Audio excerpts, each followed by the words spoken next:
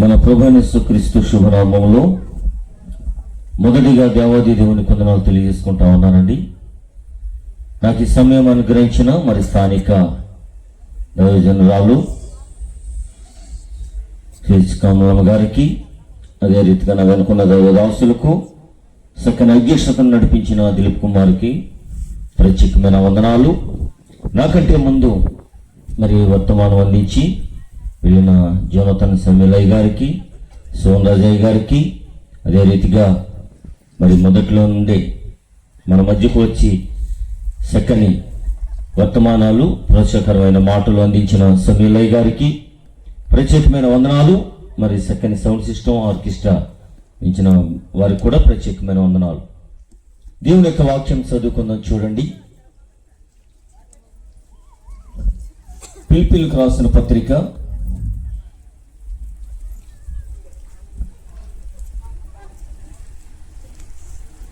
2వ అధ్యాయము 5వ వచనం.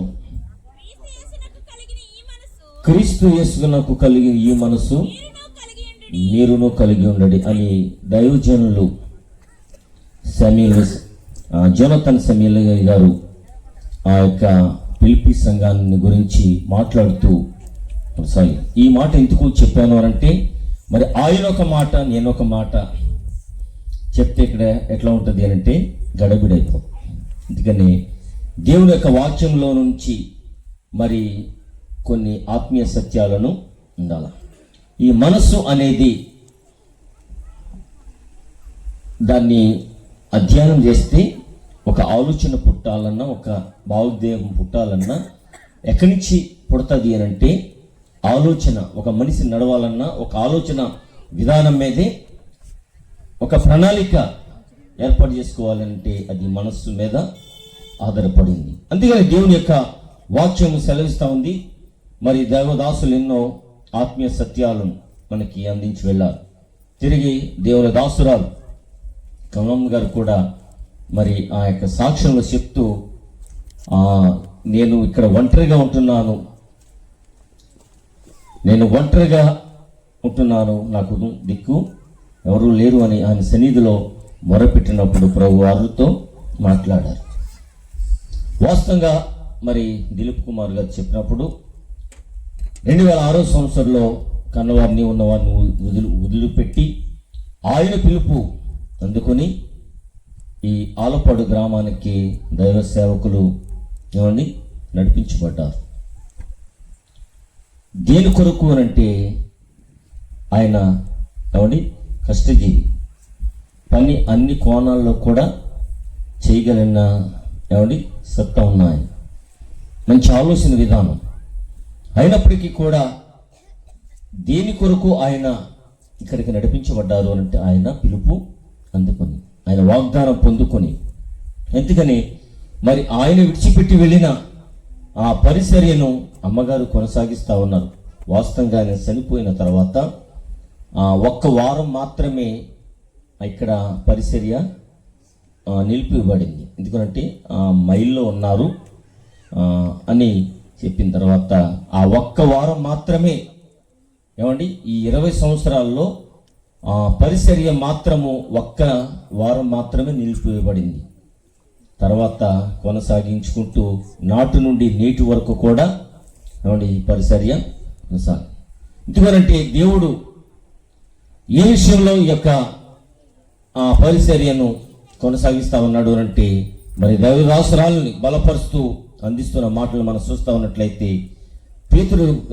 పేతురు గారు, బత్తకోటి పేతురు గారు మొదటి పత్రిక 4వ అధ్యాయం మనం చూస్తూ ఉన్నట్లయితే, దేవుని యొక్క వాక్యం ఏమని సెలవిస్తూ ఉంది అంటే, క్రీస్తు శరీరమందు శ్రమపడి పడిన గనుక మీరు అట్టి మారు మనస్సు ఆయుధముగా ధరించుకోండి.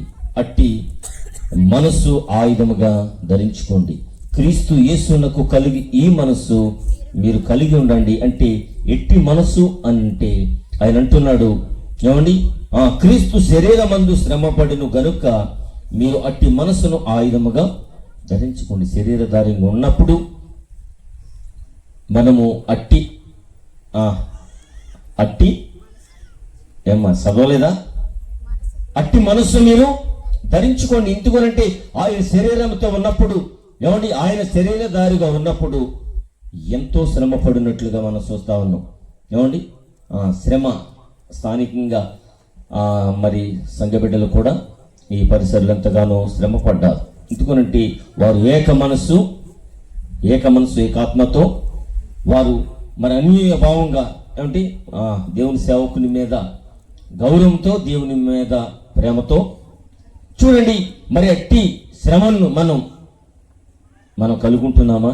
అసలు శ్రమ పడటానికి అంటే ఒక ఆలోచన ఏముంటుంది అంటే, శ్రమ మన యొక్క నైజం అయితే విజయం మన బానిస అవుతాం. శ్రమ పడకుండా ఇది మనకి రాదు. శ్రమ పడకుండా ఏది రాదు. దైవదాసులు మరి స్వార్థ పరిసరిలో, ఏమండి, మరి యేసురత్నయ్య గారు ఎంత శ్రమ పడ్డాడు అనంటే, శ్రమ వెనక ఏముంది అనంటే ఫలితం ఉంది. శ్రమలు, ఏమండి, శ్రమలు చాలా వచ్చినప్పటికీ ఆ శ్రమలను మనం చూస్తా ఉన్నట్లయితే బైబిల్ గ్రంథంలో చాలా శ్రమలు మనం ఎదుర్కొన్న వ్యక్తిని మనకి గమనించగలుగుతాం. ఎవరైనా అమ్మా ఏమో మాకైతే తెలీదు, అది కూడా మీరే చెప్పండి అన్నట్టుగా. చూడండి, మరి ఆయన ఊజు దేశంలో గొప్ప, ఏమండి, ఎట్లాంటి వ్యక్తి అని అంటే ధనవంతుడును, న్యాయవంతుడును, యథార్థవంతుడును, చెడుతనమును విసర్జించిన వాడు అయినప్పటికీ అట్లాంటి అన్ని క్వాలిఫికేషన్లు బాగానే ఉన్నాయి, అన్ని అర్హతలు బాగానే ఉన్నాయి. కానీ ఎందుకు వచ్చింది ఆ శ్రమ అనంటే దేవుని యొక్క, ఏమండి, దేవుని యొక్క మరి కార్యాలు, దేవుని యొక్క పరిసరిలో శ్రమలే వస్తాయి. దేవుని యొక్క మనసు, ఏమండి, ఏ రీతిగా మరి వారు గెలుచుకోవాలి అనంటే, ఏదో ఈ తెల్ల చొక్కాయి తెల్ల బట్టలు వేసుకుని నిలబడిన సేవకులందరూ మీరు అనుకోవచ్చు పైన ఫేస్ రీడింగ్ తీసి ఏమి తెల్ల బట్టలు వేసుకుంటుంది. కానీ ఈ తెల్ల బట్టల వెనుక ఎంత ప్రయాస, ఎంత, ఏమండి, భారం ఉన్నది అని మీకు తెలియపోవచ్చు, కానీ పడుతున్న సేవకులకి తెలుసు. చూడండి, మరి అట్టి శ్రమను ఆయుధముగా మీరు ధరించుకోండి. అట్టి మనసును మీరు కలిగి ఉండండి. ఆయన ఎట్టి మనసు గలవాడు అంటే ఆయన దీన మనసు గలవాడు. ఎవరంటారంటే ఆయన దీన మనసు గలవాడు. ఆయనకున్న మనసు, ఏమండి, దీనత్వం. ఆ దీనత్వంలోనే అంత శ్రమ పడిన ఆయన అంటున్న మాట ఏంటో తెలుసా? తండ్రి, వీరేమి చేయుచున్నారో వీరు వెలుగుల వెనుక వీరుని క్షమించు అనే, ఏమండి, మనసు కలిగి ఉన్నారు. మనం ఏం చేస్తాం? ఒక మాట అంటే 10 మాటలు తప్పనిసరిగా అట్లా. కానీ ఆయన మనసు అట్లాంటి మనసులు కాదు. ఆ ఫిలిప్పీ సంఘంతో బత్తకోట పేతురు గారు రాస్తున్న మాట, ఏమండి, మరొకసారి మనం చూస్తా ఉన్నట్లయితే దేవుని యొక్క వాక్యం సెలవిస్తా ఉంది. నా సమయం మరి నేను త్వరగా ముగించాలని ఇష్టపడతా ఉన్నాను. చూడండి, క్రీస్తు యేసుకు కలిగిన, ఎవడి క్రీస్తు శరీరమందు శ్రమ పడిన గనుక మీరును అట్టి మనసును ఆయుధముగా ధరించుకోండి. అంటే ఆ ఆయుధంగా ధరించుకోవాలి అంటే శ్రమ పడుతున్న, ఏమంటే శ్రమను ప్రభా, ఆ భక్తుడు అంటాడు, ఆయన పడుతున్న శ్రమ ఎన్న తగినవి కావని. ఎన్న తగినవి కావు. ఆయన పడిన, ఏమండి, శ్రమను మనం చూస్తా ఉన్నట్లయితే మనం పడుతున్న శ్రమ, ఏమండి, ఆవగింజలో అరభాగం అంతా కూడా ఉండదు అని దేవుని యొక్క వాక్యము ద్వారా సెలవిస్తా ఉన్న మాటను మనం ఒకసారి జ్ఞాపకం చేసుకున్నట్లయితే, చూడండి, మరి ఆ మనసు మనకి ఎట్లాగా దయచేయాలి అంటే అపోస్తుడైన పౌలు గారు 2 తీమోతేయులకు సంఘానికి రాస్తూ, ఏమండి, చక్కని మాట మనకి తెలియజేస్తా ఉన్నాడు. 2వ అధ్యాయం 24వ వచనాన్ని ఒకసారి చదివినట్లయితే, 2వ అధ్యాయం 24వ వచనాన్ని చదివినట్లయితే, సత్య విషయమై అనువ జ్ఞానము వారు కలుగుటకై దేవుడు ఒకవేళ ఎదురాడు మనసు మారు మనసును దయచేయను. చూడండి, సత్య విషయమందు అనుభవ జ్ఞానము కలుగుట వారికి దేవుడు ఒకవేళ ఎదురాడు మనసును, చూడండి, ఎదురాడు మనసును ఎవరికి ఎవరి మీద ఎదురాడాలా? ఏమండి? మన ఇరుగు పొరుగు వారితోనా, లేకపోతే సంగమతోనా? కాదు. ఎదురాడే మనసు ఎవరి మీద ఎదురాడాలి అని అంటే ఏమండి, మన అపవాదైన సాతానుతో ఏమండి మనం పోరాడాలా. ఎందుట్లో ఏమా, దేనికి పోరాడాలా? పోరాడమన్నారు కదా ఇగరని రేపటి నుంచి పోట్లాడి పెట్టు మొహండము.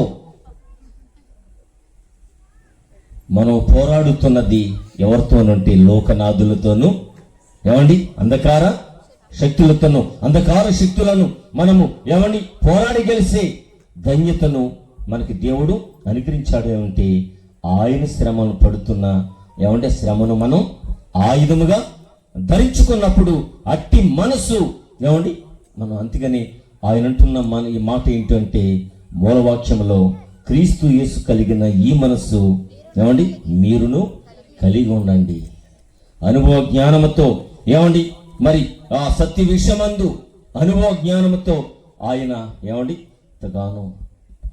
ఎంతగానో శ్రమ పడ్డాడు. ఎందుకు ఈ శ్రమలతో మనం ఎందుకు పోరాడాలి అని అంటే సత్య విషయమై, ఏమండి సత్య విషయమై అంటే ఆ సత్యము మనల్ని స్వతంత్రులుగా చేస్తుంది. ఆ సత్యము మనల్ని స్వతంత్రులుగా చేస్తుంది. యోహాను రాసిన సువార్త 8:32 ఈ మాటలు మనకి స్పష్టంగా కనబడతా ఉన్నాయి. ఆ మాటలను మనం స్వతంత్రులుగా ఉండాలి అని అంటే సత్యంలో మనం నడవాలా, సత్యాన్ని మనం అనుసరించాలా. సత్యము ఏమండి, ఏది సత్యం? ధర్మం మారుతుంది కానీ సత్యం మారదు. పైనుంచి వర్షం కిందకి పడటం సత్యం, ఏమండి పైనుండి పల్లానికి నీరు పారటం సత్యం, కానీ ఆయన మాట సత్యం. ఎందుకునంటే ఆయన పిలిచిన దేవుడు నమ్మదగిన దేవుడు. ఆయనందు శ్రమ పడిన వారికి ఏమండి ఆయన ఏమిస్తాడంట? శ్రమ లేనిదే ఫలితం ఉన్నంటారా? ఏమండి ఈ సేవలో ఎన్నో ఏమండి శ్రమలు అనుభవించాలా, ఎన్నో కష్టాలు ఎదుర్కోవాలా, ఎన్నో బాధలు, ఎన్నో ఇబ్బందులు నా నిమిత్తము, నా నామ నిమిత్తము మీరు ఎన్ని శ్రమలు పడినా అటు వారు మీరు అట్లా దంజకరమైన జీవితం మనకు అనుగ్రహించాలి అంటే ఏమండి ఆయన శ్రమ ఆధారం మనం చేసుకోవాలా. అందుకని శ్రమల యందు ఓర్పు గలవారు మనం పోరాడినప్పుడు ఏమండి తప్పనిసరిగా విజయాన్ని. అందుకని ఆయన పోరాడుతున్న ఏమండి పోరాడే విధానం ఎట్లాంటిది అంటే జట్టు అయిన వాడు ఏమండి పోరాడే విధానం ఎట్లా ఉంటుంది అంటే ఎదురాడి మనందరికీ తెలుసు లోకనాథులకి ఏమండి చీకటికి వెలుగుకు పోరాటం కలుగుతా ఉంది. సత్యానికి పోరాటం జరుగుతూ ఉంది. కీడుకు మేలుకు పోరాటం జరుగుతూ ఉంది. మరి ఈ రోజున మనం చూస్తా ఉన్నట్లయితే నీవు దేనిని గెలుచుకుంటావో ఈ 2026 సభల ద్వారా ఏమండి దేవుడు మనతో మాట్లాడుతూ వస్తా ఉన్నాడు. దైవజనుల్ని బలపరుచుకుంటూ ఏమండి అనేక ఆత్మీయమైన సత్యాలను మనతో మాట్లాడుతూ వచ్చాడు. క్రీస్తు యేసుకు కలిగిన ఈ మనసు మీరు కలిగి ఉండండి. ఆ మాటలు ఏంటి అంటే అమ్మా మీరు ఎదురున్న వారు ఎందుకు నవ్వుతున్నారో నాకైతే తెలియదు. అయ్యగారు చాలా బాధపడ్డాడు. మనం దేవుని మందిరంలోకి వచ్చినప్పుడు చాలా జాగ్రత్తగా కూర్చోవాలి. ఈ మాటలు శ్రమ పడుతున్న మాటలు నవ్వెట్లా వస్తుంది? ఏమండి శ్రమ బాధపడుతున్న వారి దగ్గరికి వెళ్ళి నవ్వుతే వాడు ఏమనుకుంటారు? ఆయన మన కొరకు ఎంత శ్రమ పడ్డాడో తెలుసా? ఆయన మన కొరకు ఎంత శ్రమ పడ్డాడు అంటే ఏమంటే ఆ శ్రమ నువ్వు పడతావా? ఒక 2 గంటలు ఇక్కడ కూర్చోవటానికి మనం ఎంతో శ్రమ పడతా ఉన్నాం. ఏమండి ఈ స్వార్థ పరిసరి అందించడానికి మరి దేవుని దాసులు ఎంత శ్రమ పడతా ఉన్నారు అంటే ఈ శ్రమ అంతా దేని కొరకు అంటే ఏమండి నువ్వు వచ్చి ఏదో విని వెళ్ళిపోవటం కాదు. ఈ యొక్క పరిసరి ద్వారా ఈ యొక్క ఏమండి ఈ సభల ద్వారా వెనక శ్రమ ఎంత ఉన్నది అని ఒకసారి మనం జ్ఞాపకం చేసుకోవాలా. ఇది వచ్చి వెళ్ళిపోవటం వలన ఉపయోగం ఏమీ లేదు. వచ్చి వెళ్ళిపోవటం వలన ఏమండి ఏ ప్రయోజనం లేదు. ఆయన మన కొరకు ఎందుకు వచ్చాడు అనంటే శ్రమ పడటానికి. ఆయన మన కొరకు ఎందుకు శ్రమ పడ్డాడు అనంటే మనతో ఆయనతో పాటు మనం ఉండటానికి. లేకపోతే ఎవరండి? ఏమండి, మన కొరకు ప్రాణం పెట్టింది ఎవరండి? మన కొరకు రక్తం కార్చింది ఎవరండి? ఆయన ఏమండి శ్రమ పడ్డాడు కాబట్టి ఈ రోజున ఏమండి మనము ఇంత ధైర్యముగా, ఇంత హుందాగా మనం జీవిస్తూ ఉన్నాం.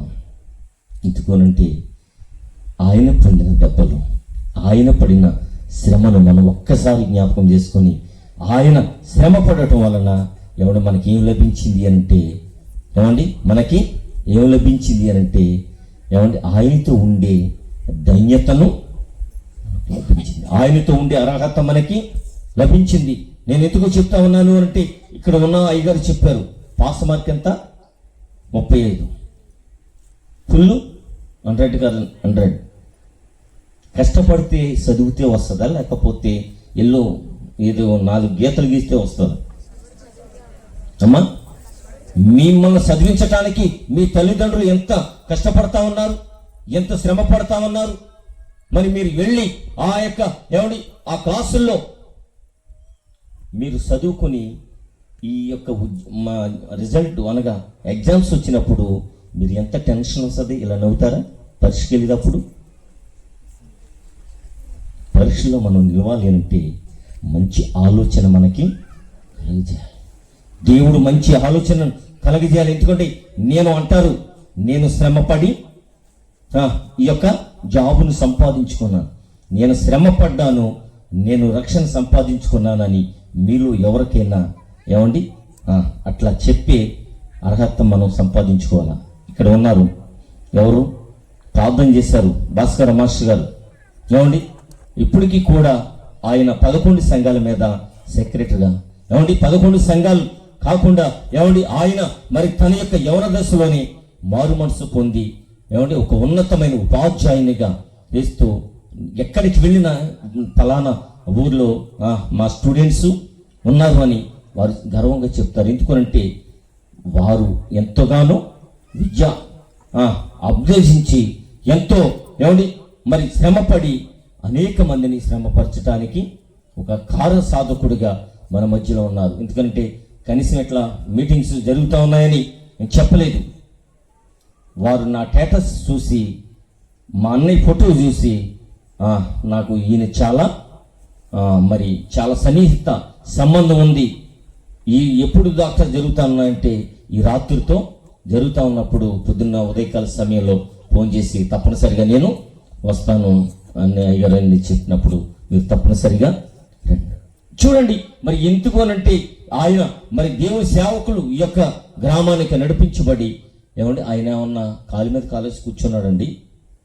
ఆ శ్రమ ఎందుకు అంటే మన గ్రామంలో ఏమండి ఒక్క ఆత్మ కూడా ఏమండి నశించిపోకూడదని, మన గ్రామంలో ఒక్క ఆత్మ కూడా ఏమండి ఆ సూటికి వెళ్ళకూడదని ఆయన ఎంత ప్రయాసపడ్డాడు అంటే, ఎంత ఏమండి శ్రమ పడ్డాడు అంటే నిజంగా మరి ఈ యొక్క మందిరం కట్టే విషయంలో కానీ, ఇల్లు కట్టే విషయంలో కానీ ఆయన ఎంతగానో ఆయన ఏం పడ్డాడు అంటే శ్రమ పడినట్లుగా మనం చూస్తాం. చూడండి మరి దేవుని యొక్క వాక్యం చూస్తా ఉన్నట్లయితే ఏమండి 1 తీమోతేయులకు రాసిన పత్రిక 6వ అధ్యాయము 5వ వచనాన్ని మనం చూస్తా ఉన్నట్లయితే చూడండి, చెడిపోయిన మనసు కలిగి సత్యహీనులైన దైవభక్తి లాభ సాధనము కొరకు మనుషులు వ్యర్థ వివాదాలను కలుగుతున్నాయి. అట్లాంటి శ్రమ పడలేదు. ఆయన చెడిపోయిన మనసు కలిగి సత్యహీనులైన దైవభక్తి లాభ సాధనముగా, ఏమండి లాభ సాధనముగా ఇక్కడ ఏదో కోట్లు సంపాదించుకుందామని, లేకపోతే ఎకరాలు సంపాదించుకుందామని, లేకపోతే మెడలు కట్టుకోవాలని ఆయన రాలేదు. కానీ ఒక ఆత్మ ఆయన వైపు మళ్ళించాలి అని ఆయన ఎంతగానో శ్రమ పడ్డాడు. ఆ రీతిగానే ఆయన కూడా మన కొరకు ఏమండి తన కుమారులైన మనల్ని ఆయనతో ఉండటానికి ఆయన మన కొరకు ఎంతగానో క్రీస్తు శ్రమ పడి మరి ఎంతగానో మనకి దేవుని ముక్తిని ఇచ్చారు. అందుకని యేసుక్రీస్తు కలిగిన ఈ మనసు మీరు కూడా కలిగి ఉండాలి. మీరు కూడా కలిగి ఉండాలి. అంటే మనం ఏ మనసు కలిగి ఉండాలి? అప్పుడు అమ్మా ఏ మనసు కలిగి ఉండాలి అనంటే నీతి ఫలములు ఫలించే మనసు మనం కలిగి ఉండాలి. కాబట్టి మరి మనందరం కూడా మరి దైవ సన్నిధిలో మరి దేవుని యొక్క సేవకురాలకి అదే రీతిగా మనమందరం ఒకప్పుడు శ్రమ వచ్చి పడిన ఏమంటే శ్రమ ఎదుట తర్వాత మనకి ఏమొస్తుంది అనంటే శ్రమ ఎదుట మనకి ఏమొస్తుంది అనంటే ఏమండి మేలుకరంగా మనం మరి జీవితంలో మనం ఉండాలి అనంటే తప్పనిసరిగా మనము ఆయన యొక్క ఏమండి శ్రమలో మనం గుర్తు చేసుకోవాలి. క్రీస్తు యేసు కలిగిన మనస్సు మీరు కలిగి ఉండేలాగున మనందరం కలిగి ఉండేలాగున మరి దేవుని సన్నిధిలో ఎక్కువగా ప్రార్థన చేసుకుందాం. ఆయన నిత్య రాజ్య వారసులుగా వద్దాం. అట్టి కృపా సన్నిధి దేవుడు మనందరికీ తోడైండి నడిపించును గాక. ఆమేన్. అతి సమయం అనుగ్రహించిన దేవుని దాసురాలకి ప్రత్యేకమైన వందనాలు తెలియజేసుకుంటామని గారికి మా సంఘపక్షంగా హృదయపూర్వక వందనాలు తెలియజేస్తున్నామండి. ఒకసారి అందరం లేచి నిలబడి ఆకలి ప్రార్థన చేసుకుందాం. అందరం లేచి నిలబడదాం, ప్రార్థన చేసుకుందాం. దైవజనుడు ఎంతో భారంగా బెంగళూరు నుంచి ఒకటే ప్రయాణంతో మన దగ్గరకు వచ్చి విడివిడిగా వాక్యాన్ని వినిపింపజేశాడు. ఎంతో భారమైన వాక్యాన్ని మనం విన్నాం. వాక్యం విని హృదయం కదిలించబడకపోతే ఈ కూటాలు 3 రోజులు మనం ఉండి ఈ 3 రోజులు వాక్యం ఉండడం వ్యర్థం. మన హృదయం కదిలించబడకుండా ఈ స్థలం నుంచి మనం వెళ్తాం, మన హృదయం కదిలించబడకుండా ఈ కూటాలు ముగించుకొని మనం ఇంటికి వెళ్తాం, ఏమాత్రం ప్రయోజనకరం కాదు. ప్రార్థన చేసుకుందాం, అందరం ప్రార్థన చేసుకుందాం.